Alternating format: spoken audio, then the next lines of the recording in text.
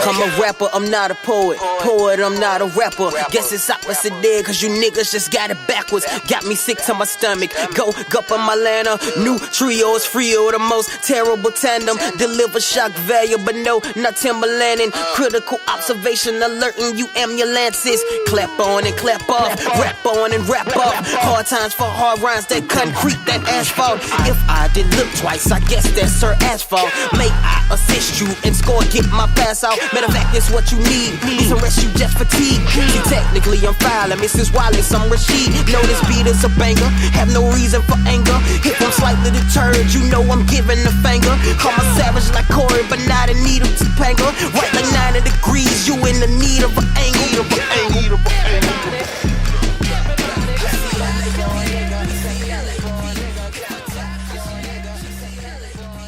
Welcome to FreeLunch Podcast. This your boy Titan. I got the boy BG with me. What's going on with you? I'm blessed, brother. How are you today? Man, feeling good. Just really ready to get this podcast going because we finna talk about some ratchet-ish today, right? You know, I'll be the one to bring the ratchet. Especially with all this beautiful sunshine out here. It's just the season for the ladies to pop out with these sundresses and short shorts. So I'm all about the ratchet. And so this disclaimer. This is a disclaimer alert. Tight ain't got nothing to do with this. Hey man, this free lunch. It's all free. It's ratchet and all. Hey, but you know how we do it before we get started. Can I do it for the vine? Do it for the vine. No, I've been telling you. They've been calling. They own you. They feeling it. You've been getting requests. Hot fire. Hot. But now today, since we gonna do this topic, I'm gonna let you introduce the topic in a minute. The song that I chose today, I'm gonna need an introduction. I'm gonna need a quiet storm voice. You know you want me to you want me to introduce? Can you give me a quiet storm voice? Ladies and gentlemen, in the midnight hour, this is an oldie but a goodie. One that your grandmama grew up on. You know, when you're just sitting back kicking with your lady, it's just that feel good music. Felicia, this goes out to you. Hey girl, how you doing? My name is Free, last name Lunch. I was wondering if I could take you out, show you a good time, invite you to my house. Here is my email, FreeLunch at podcast gmail. Yeah. That goes out to all those little ladies out there. Subscribing to the Free Lunch Podcast. Hey girl. First name is Free. Last name is Lunch. Boy, you ignorant. Boy, you ignorant. But you doing it. You doing it for the vine, baby. Got to. Then we'll keep bringing them back, dog. We'll keep bringing them back. Well, you keep it going. We keep them coming back. And man, this thing all work out just fine. So I'm gonna let you introduce the topic because this ratchet stuff I ain't got nothing to do with. Well, you know, be it I bring in the ratchet. So today I'm just gonna talk about something that, you know, has been on my mind for a little bit. And I just posed the question with, has the manhood gone missing? But gotta get the people some context behind the whole. I'm gonna definitely get a context as to how that come about. How that came about. Let's talk about. We got to go ahead and give them the background. Yeah, I mean, I'm gonna get a background, and so it stems from conversations that I've had with different people, mainly females, of course, asking the questions. You know, are there any good men left? You know, is chivalry dead? And lastly, are gentlemen a dying breed? And so a lot of times when we hear these questions about manhood and where is manhood and are there any men, it typically comes from when we're talking about relationships as it relates to men and women and dating and marriage and all those type of things. So all right, the gentleman is a dying breed? That's the question. That's a question that's being asked out here by these ladies. Are gentlemen no longer in existence? That's a Facebook status, ain't it? Yeah, that was a Facebook status. The devil busy. The devil is busy, but and like I say, some of that is, coming from the place of the women maybe, coming out of bad situations to where they were dating a man and things didn't work out and they just feel like that they were failed by a man.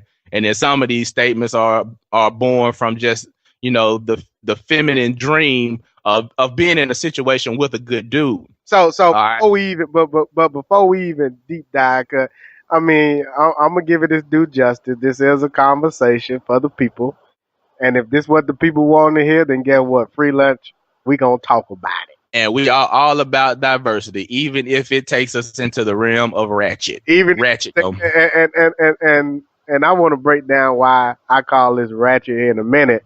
But let me ask you this right here: why is this conversation any different than any other conversation that a group of intellectual black folks get together and have when they out having they sophisticated drinks, they cocktails, and you got a group of educated brothers and you got a group of educated sisters, and to me it always seemed like this is the conversation that we end up having.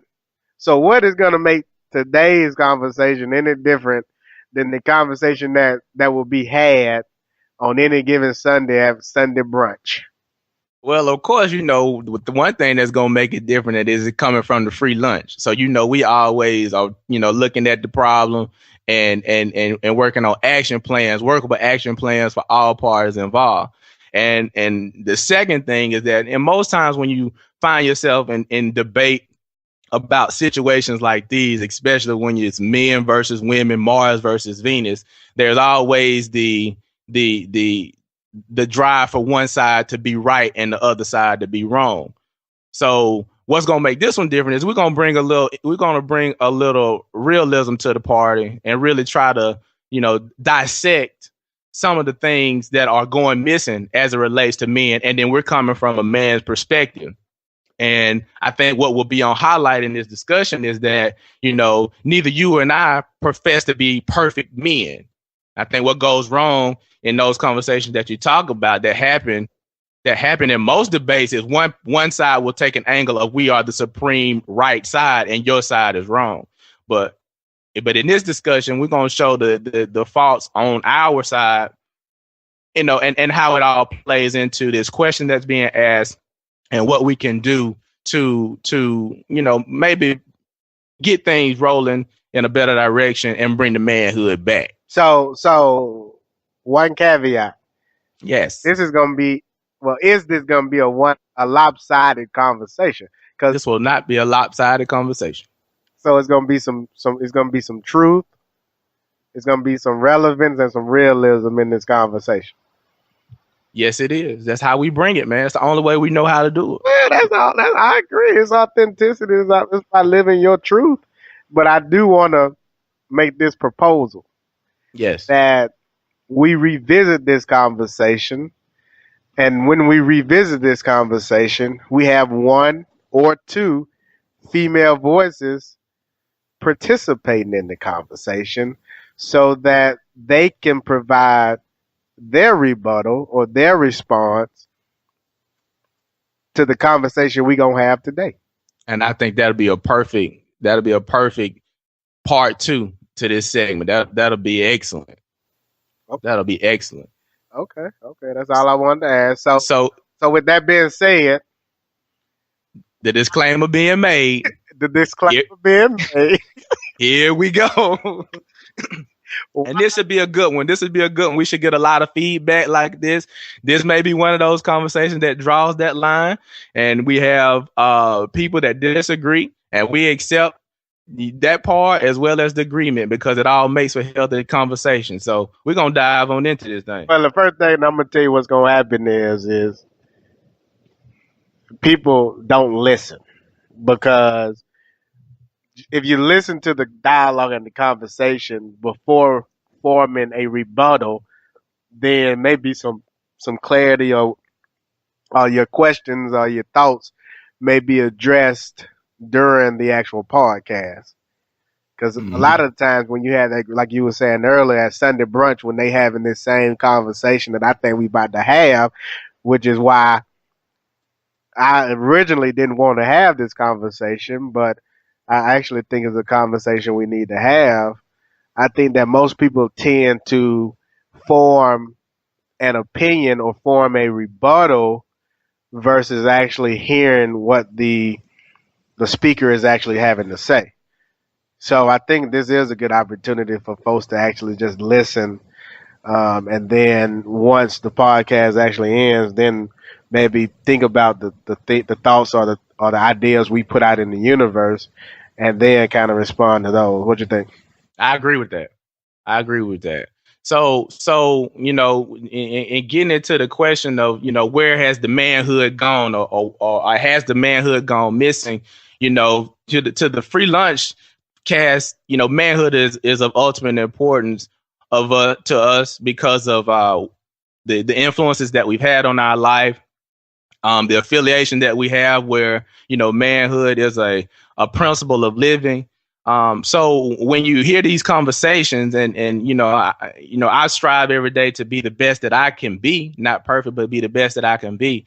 And you hear people asking this question, it really does make you pay attention to the dilemma that's really going on in our society, and not necessarily just in the African American community, but globally, right? And so, as we were talking about in the beginning, when we do have this conversation, the conversation gets stuck in just the relationships between a man and a woman, the romantic aspect of it. But when you look deeper at if manhood is going missing, if there are no real men out here doing what men are supposed to do, then what impact does that have on our community, on our society, in our world? So, it's been on my mind, and like you say, we kind of played and debated on how we would present this, and so we just feel like this is a good platform to put it out there, and like we always do, put some discussion behind it.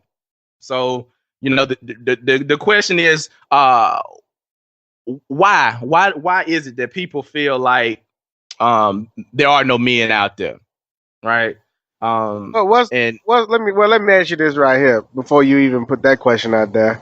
Mhm. Can you give some context to maybe a scenario or a conversation that was had, whether that was um, on Facebook or AKA the devil, or if that was a conversation you were having with a friend, with the lady friend or what have you?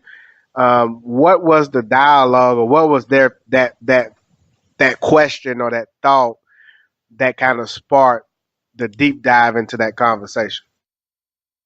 Well, it's the same old thing, man. The story is the same when you talk about that part of it. It's like, a woman may be into the guy.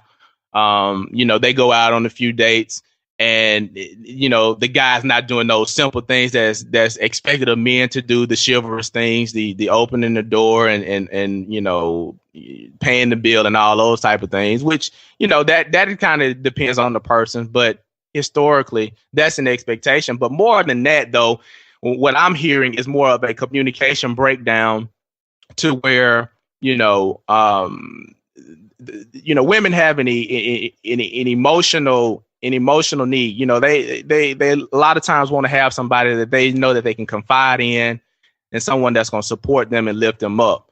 And what I'm hearing in these stories is that the men are not present in that capacity. And me too, I'm guilty of that, being in a situation to where it's all about myself and what I'm getting out of the situation, and not providing that support, that listening ear that my partner needs, right? So really it's just those simple things to where the man is not being in position to be of support and be of help to the female that they're dealing with. So But let me ask you this right here then. So to me, it sounds like there's two separate things. You got it's a difference between a gentleman being a dying breed per se versus understanding how to fulfill the commitment or the expectations is a better word, the expectation that that female is looking for. Well, but yeah, it sounds different, but it all comes to the same back to the same place because as men we have been put we've been put here with the responsibility of being protectors, providers, and leaders. That's the natural. Protect That's the natural. protectors, providers, and leaders. So in providing, right? So you say provide or protecting. We'll start with protecting. So protection, automatically your mind goes to physically protecting the your woman's being, like being there if something goes down, you there to come and save the day. But then it's also more about protecting her spirit and protecting her mind and protecting her feelings. Okay, so where we talk about doing those things as a gentleman, what we typically say is gentlemanly stuff, that falls into that protection line of thinking, and then you say provision. Provision, we usually stop at what? Money. It's how much money can I provide? What type of house can I provide? And what type of things can I provide? But are you providing that attention? Are you providing that affection? Are you providing that trust and that sincerity? Okay. And then the last one being leadership. You say that the man is the head of his household. He's the leader of his family.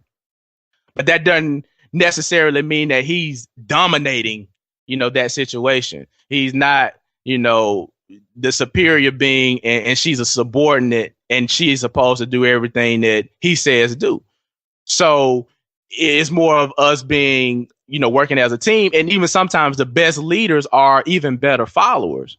So, yeah, it's a different conversation when you start talking about, what we expect from chivalry and from gentlemen versus what it is to be a man. But when you fulfilling that responsibility that you've been given as a man to its fullest sense, you're covering all of those areas.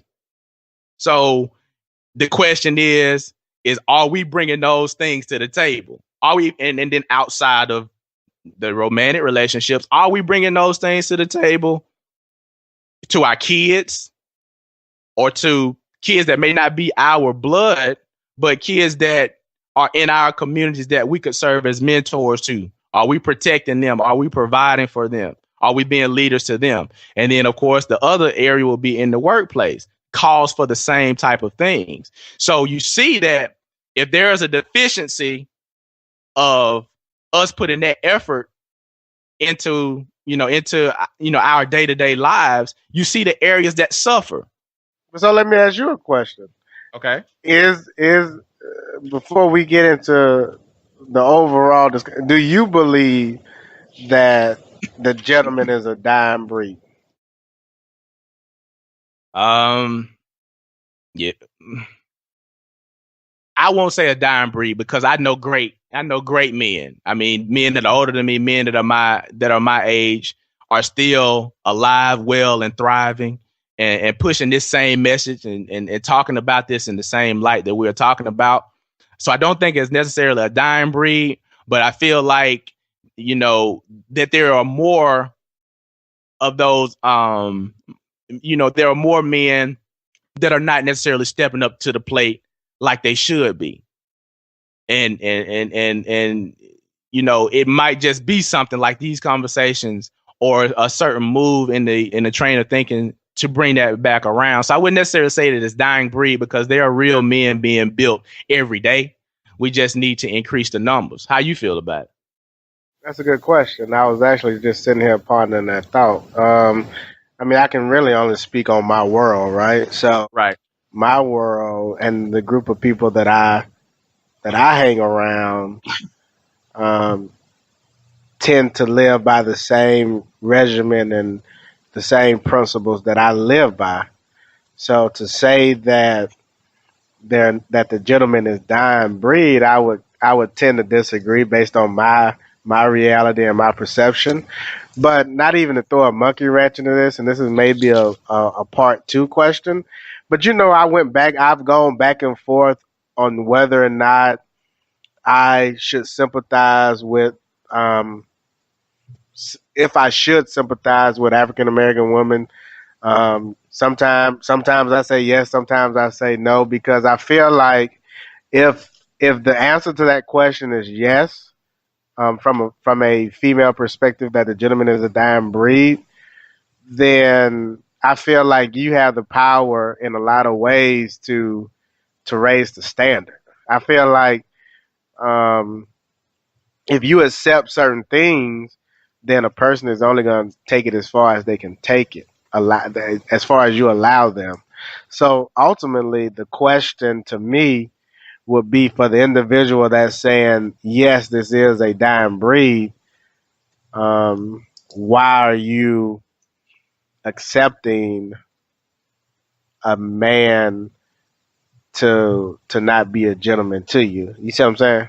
Yeah, I get what you're saying. And one of the most prolific poets and writers in modern American history once wrote a poem, and the poem went, "This is a man's world." This is a man's world, but it wouldn't be nothing without a woman or a girl. Yeah. So yeah, there is some shared responsibility in that, and you said, and that was one of those action plans, that we'll kind of get into though, and that's a good segue. Is like women do have kind of the ability to raise that standard and expedite this transformation that we all pray for, because when you think about it, as men, a lot of the stuff that we do is to get the attention or impress a woman. Most of it is. That's factual. A lot of it's factual. That's factual. That's what we do, and that's how we are as men anyway.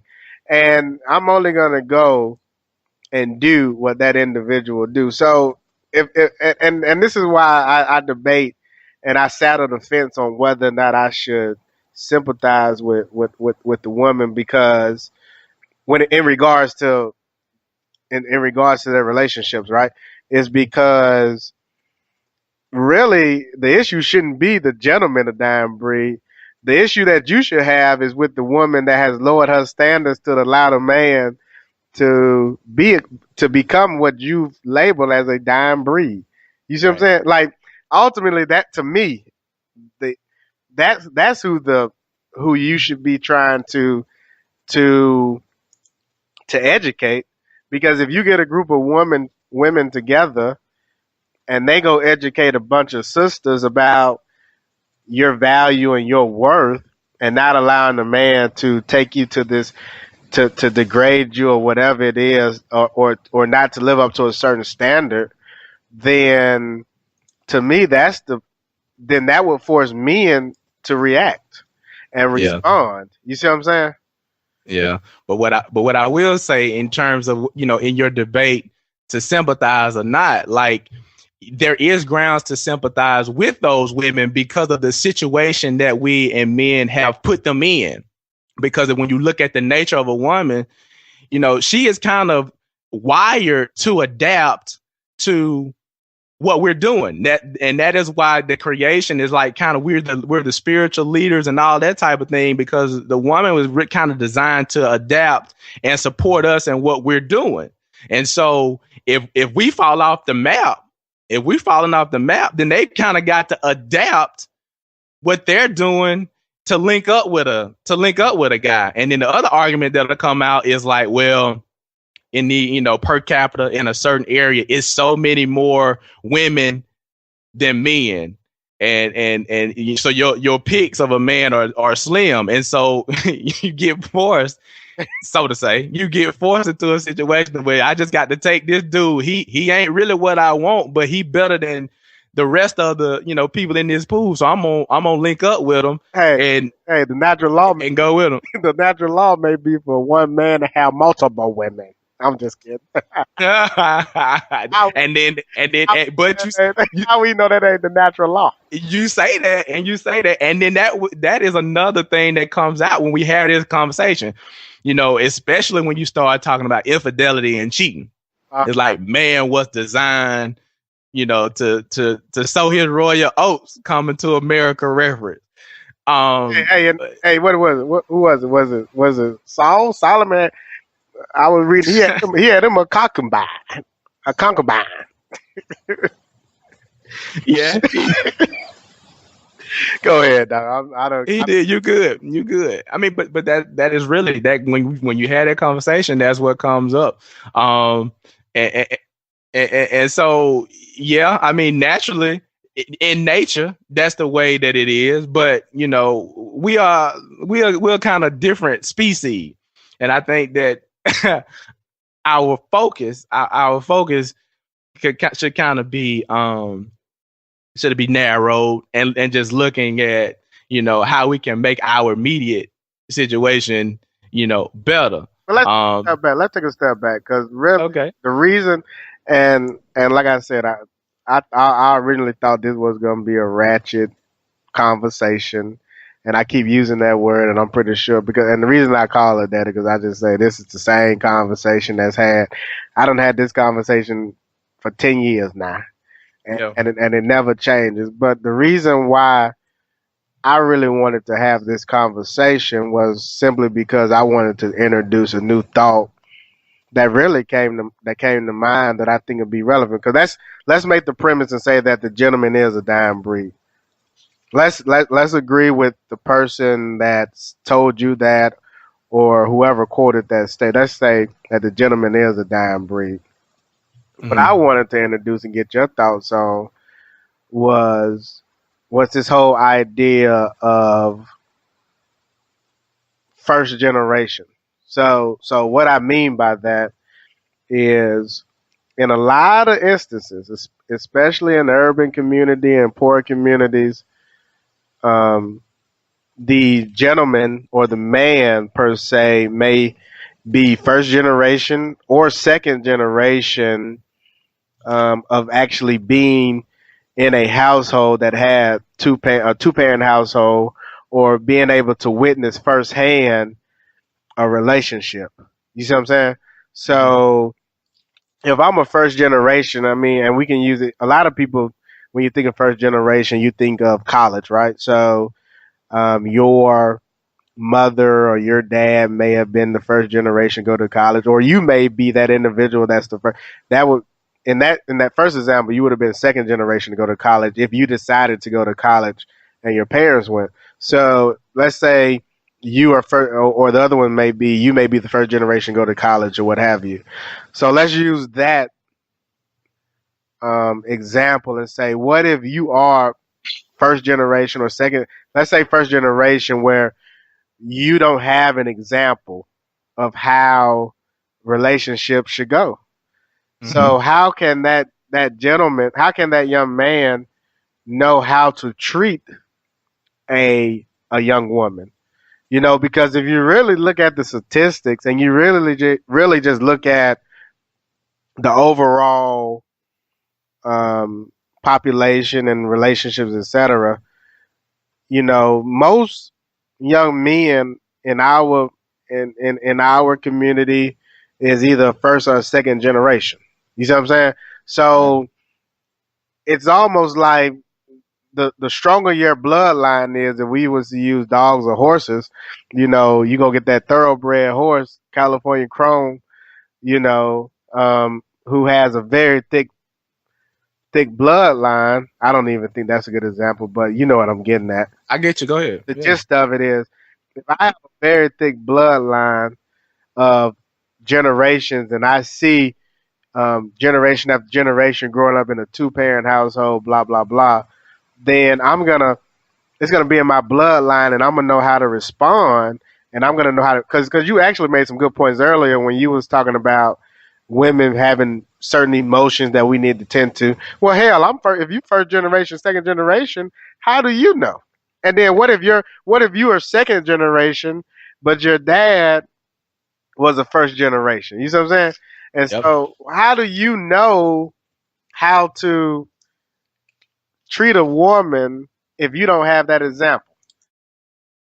And that is one of those things that is adding to this dilemma that we're talking about is just that family structure and the family structure as you were exposed to it. And like you say, you at a disadvantage if you don't have any direct examples of what it's like to be a man and what a man should be doing, not only as it relates to dealing with a woman, but just like in life, going to work every day and getting out there and doing stuff around the house and all those kind of stuff. Like, you got to have an example to really know how to do those things and to be aware of those things. That's what a lot of us are facing so much, is the simple fact that whether it's in a relationship, whether it's going to a corporate America job, whether it's whatever the situation may be, I really believe you can apply this first generation, second generation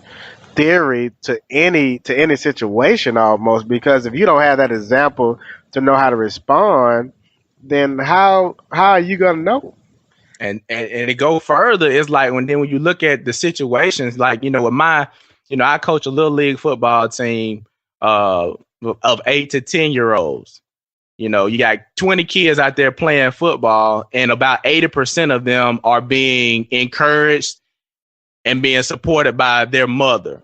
So, which would really signals to me that the most of the raising and the rearing that's going on is coming from mom. Right. So now you say, okay, well, who is your example going to be? Who is exactly?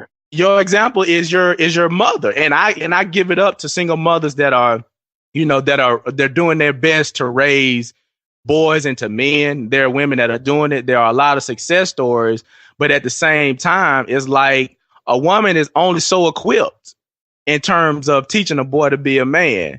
And so, you got to think when you see a lot of this stuff that we see in terms of, guys really being overly emotional or, exhibiting bitch assness, it's like, are they being over emotional because they've picked up on the emotional aspect that they've been exposed to constantly by mom and grandma? That's true. Because, with them same kids, it's like, you got a lot of kids that first bit of contact that they get, they about ready to give it up. They're crying, they just haven't experienced that rugged toughness that, we experienced with our dads, to where before we even got into organized sports, we were being tackled and wrestled and, given a hard time. So, I think that family structure and that missing component does play an overall effect on the kid's development,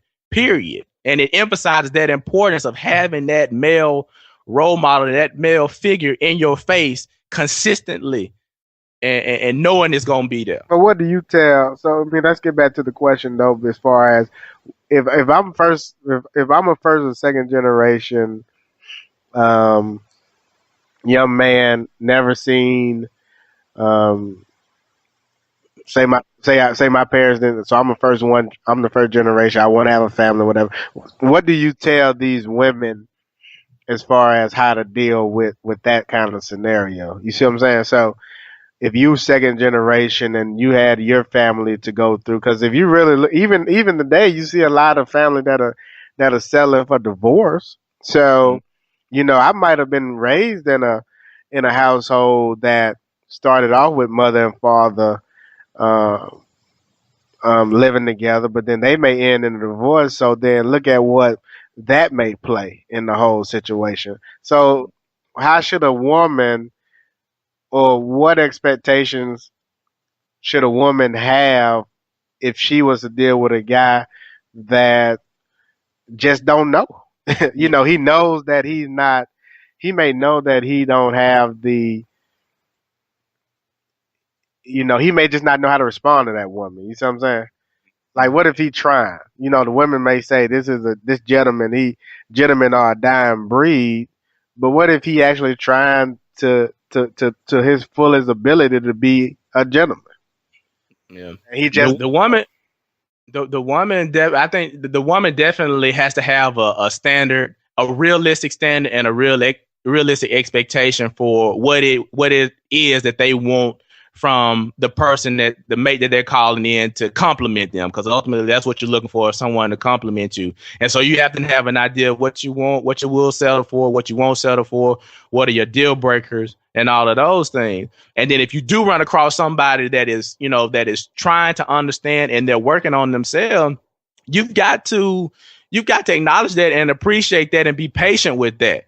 And allow that person to grow, because even with us having that structure, we're still in the situation when we're dealing with somebody else of learning them and learning how we mesh with that person. So, it's going to call for patience anyway. And so if you have somebody that may be, quote unquote, rough around the edges, I think it's important to be patient, and let it be known, kind of what makes you go. And then also listen to that guy. You got to be equally willing to listen to what he's talking about and understanding and being empathetic to his background, so that you can really identify if there's something that the two of you all can work on collectively and come out of that thing, as one ultimately. So, patience is really the big thing, and paying attention to the signs. Now, if you're dealing with somebody that they not budging, they don't know any better, and then they're not willing, to make any strides to meet you at the center, then of course you got to move on, which is a hard thing for a lot of people to do. See, personally, I would tend to believe that most men, especially if they digging the chick, right? So I think that's a totally different topic. But I would think that most men would want to be the gentleman. But then at the same time, I mean, if we really flip the script, right? Why would I want to be a gentleman to a girl that I'm just meeting, knowing that? And let me clarify. In the past, I might have. So say I was a gentleman 99 times out of 100, and on this, I'm say I've been a gentleman. Then history just says women don't appreciate you being a gentleman. So you say, okay, on this next go round, I'm gonna fall back and I'm gonna see how things play out. And the more I get to know this person, then the more I'm willing to do those chivalry things. I mean, do you think from that type of mindset or perspective, that's a wrong way to approach that situation? Well, you got to do what floats your boat, but noted that it's assholes on both sides of the fence, and I'm guilty of being an asshole. I've had my asshole period, and there's some asshole women out there too. So that's going to happen, and I've been in a situation to kind of have to answer that question, to where like, yeah, you open up and you're doing all those things, and because it may be unfamiliar to that, the woman that you're dealing with, she doesn't know how to respond to it and doesn't appreciate it. But then, right? But then what I'm saying is okay. Take that example, and she don't. So now you meet the. What do you do today? And you don't. What do you do the next time? What do you do the next time when you meet somebody? Right. I think you be yourself. Like, you got to be yourself off the rip. So if you're just a person that like you open doors and you care about that kind of thing, you do that all the time, right? But I also feel like you just use some discretion about the things that you do. Don't go on no too extravagant trips or extravagant dates too fast before you kind of establish how this person on the other side is feeling about you. But those core things that are a part of your DNA, you got to do those, because you'll be doing yourself a disservice in the end if you just, you're not being yourself. Right. So you got to do those things to get a gauge on where the other person is coming from. Right. And then that if they're not responding, or they're not appreciative of what you're doing, or not reciprocating with gestures of interest, then that's your sign to move on. But I personally been in that situation and have, fought that internal battle or whatnot. And there have been times where I just said, well, I ain't going to do it no more. But then that becomes so unnatural, and then it gets all flaky because they don't know you, and then you holding back on yourself. And then now they holding back on what they willing to give, and it just turns into a bigger mess. So use some discretion, of course, but be you at the same time. I hear what you're saying. So to summarize, we really ain't accomplished nothing on this old ratchet topic. Well, I think you'd be surprised, because we've kind of laid the framework for both sides of both sides of that thing outside of what people traditionally think as gender roles. You know, we kind of touched on some of the reasons behind it, you know, with the lack of mentorship and broken families. But then also the other thing that concerns me before we wrap up is just that the constant flooding, and we always get to our media streams and how they flood certain images. So if you do a study and you look at, you know, the popular television shows or just television globally, like how many images of like real upstanding men, minus them being, you know, minus them being killers, minus them being cheaters, minus them being liars, minus them just being, you know, trifling individuals. How many images of those type of men are reflected on the television screen? And then on top of that, how many of those images are African American men? Because television is raising and the internet is raising a whole generation or a couple of generations. So once again, there's a lack of that positive stuff that, you know, that a person can sit down and aspire to be. You know, we always use the Cosby reference, you know, and how important that period of TV was to the 80s babies. You know, because we were able to look at that and say, you know, this is a family. They did this, this is this. And then nothing else. It gave you something to aspire to, even if you didn't have that in your own home. Right. But right now, you know, you turn on the television, black men, we you know, we're infidelists, you know, we're not loyal. We're all the things opposite of what you and I and people in our circle stand to be. And that just kills perception. I got it, dog. I just got it. It just came to me. I got the answer. You got the answer. I ain't got all the answers, but I got the answer. What you got? Women, turn it up real loud and listen. Turn it up. Make sure you hear this. If you want your man to be a gentleman, have him download the FreeLunch podcast Amen. weekly and Amen. and get brought into the discussion. Get some of this free lunch. Get some of this free talk to him now. Yes. Praise him. Praise him. Jesus. Praise him. What do you say? Jesus. Jesus. So yeah, so you know, and leaving with, you know, what can we do?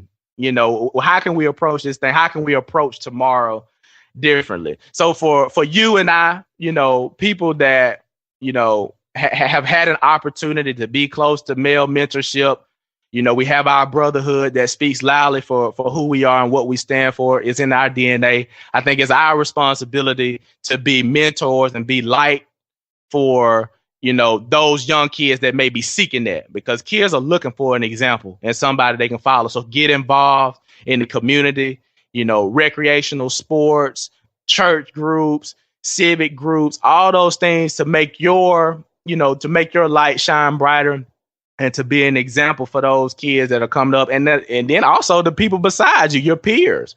Like, you know, this thing is a peer-led podcast, you know, where one person has a vision and the other person was with it. And then we able to grow through that mean.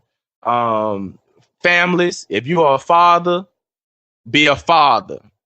Don't just be a dad, and show kids more than just money and stuff. Spend time with them, talk to them, you know, encourage them, support them in all that they do. Be present. Be present as a family, man. If you have a family, one day we aspire to have families, and that's what we're going to work and strive to do. But I think you touched on something, though. I think a lot of the time we tell a man to be a man, or we tell a man to do this, but I think that's making the assumption that they know how to be a man. Exactly. That's making the assumption that they haven't even acknowledged or become aware of what level of generation they are. So from my perspective, not to really interrupt you, good, go ahead. but from my perspective, and really the takeaway that I have on this entire podcast, and this is for both men, women, and everyone that's listening, is really around understanding and really understanding and acknowledging the examples or the level of, I called it the, you know, first generation, second generation, but really just taking a step back and just saying, okay, am I a first generation? Am I second generation? Am I third generation? Understanding that bloodline and saying, okay, I got some things I need to work on, some things that I don't know. Acknowledge that, hey, you didn't have an example. If your mother raised you and you come from a wonderful single mom, it's some things that you may just simply not know how to be a young man and be a gentleman. So acknowledge that and seek. And women, if you're listening at this and you know you're a single mom or a single parent and you're raising a young man, identify some great guys that are in your circle and let them mentor. And let them mentor and let them be an example. Let that person be an example to show you, okay, this is how a young man should treat a young lady. a young woman. And then also, if you got daughters, dads, take your daughters out on dates with the young girl so she'll know what a young man supposed to do. Because when I have my dog, I ain't never tell you what I'm gonna call my daughter when I have you. Did it? No, you ain't tell me that. What you gonna call it? Hush puppy. like a down the bay boy would do. DIP boy would do. Like a DIP hush puppy, dog. Her name gonna be Hush Puppy from Beast of the Southern Wild. No doubt. So I mean, on the serious tip though, I mean, take them out and be an example. But I really just hope that people will just really take a step back and understand and apply this whole generational theory thing, and just really just understand, how far removed they are essentially from relationships between man and women or other partners or whatever. Because I mean, we talked about men and women, but we can't leave the LGBT community out of this, because same sex, same problem.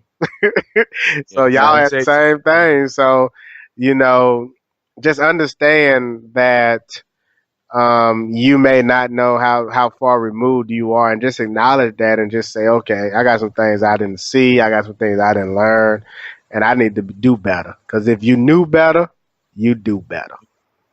So, man, we need you. The world needs you. As the world turns, so goes the man. As the man goes, so goes the world. So we got to step up. We got to step up, become united, and stand up and do what it is that we're supposed to be doing as men. So that's all I got, man. That wasn't too ratchet. Hey, girl. How you doing?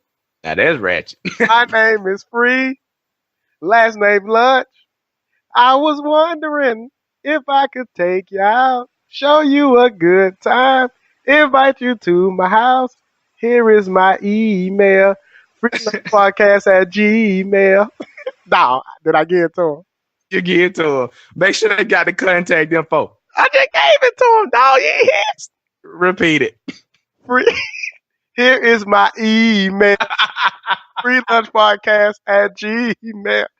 FreeLunchPodcast@gmail. We on the Twitter, FreeLunchPodC. We also got the blog, and we also got the Facebook and all that. So y'all can just hit us up. Just search Free Lunch and Free Lunch Podcast, and you'll find us. We out of here. Peace. And we need you, baby. Thank y'all for the support. All right, love the fans. Bye. Pardon me, I'm speaking it awkwardly. Charles Barkley, barking, they ain't biting. I'm getting that green broccoli. Properly giving props to the problem, fulfill prophecy. It gotta be better than that. It gotta be obsolete. Obviously, niggas rolling the dice, and this ain't Monopoly. My purpose was to do it on purpose. Fucking apology. Go.